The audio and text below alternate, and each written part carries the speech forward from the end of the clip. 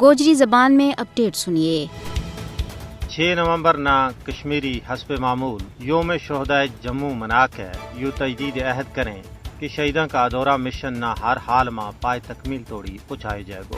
شہدائے جموں کشمیر کشمیری عوام کو قیمتی اثاثوں ہے، جس دھرتی پر شہیدوں کو لوگ گرا ہے اس دھرتی کا نصیب میں آزادی لکھ دی تھی جائے۔ کشمیری حریت پسندہ نے 1947 تو لے کے آج توڑی لکھاں جانا کی قربانی پیش کر کے یہ ثابت کر دیتا ہے کہ وہ بھارت کی غلامی نہ کسی بھی صورت میں تسلیم نہیں کرتا۔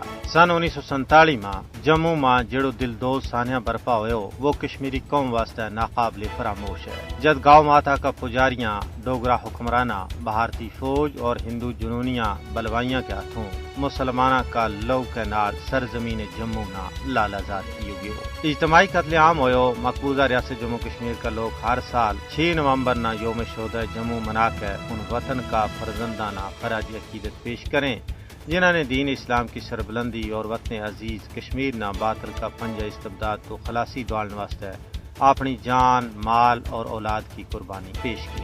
دراصل جموں کو قتل عام کشمیر کی تاریخ کو سیاہ ترین باب ہے۔ جموں کا بے تقصیر مسلمانہ کا بہیمانہ قتل عام کو مقصد خطہ کی آبادی کا تناسب نہ بٹانو تھو۔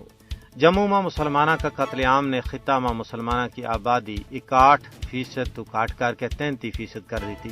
1947 میں جموی مسلمانہ کو قتل عام ہندو فسطائیت کا ظالمانہ اور مجرمانہ مکھڑا کی یاد دوالتو رہ گو۔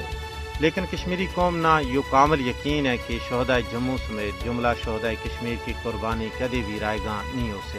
ان پاک شہیدوں کو لو ضرور رنگ لاوے گو اور اس کا نتیجہ ماں ظلم کی زنجیر ٹوٹیں گی، باطل بھارت کو غرور و کروفر پیوند خاک وے گو اور کشمیریانہ ضرور اپنی منزل مل جائے گی۔